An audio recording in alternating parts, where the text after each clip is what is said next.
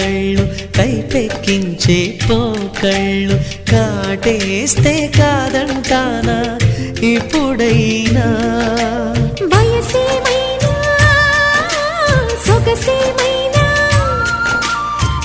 మరపించే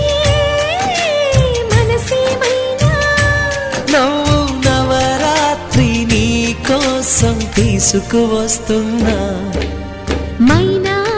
ఏమైనావే మన్మథ మాసం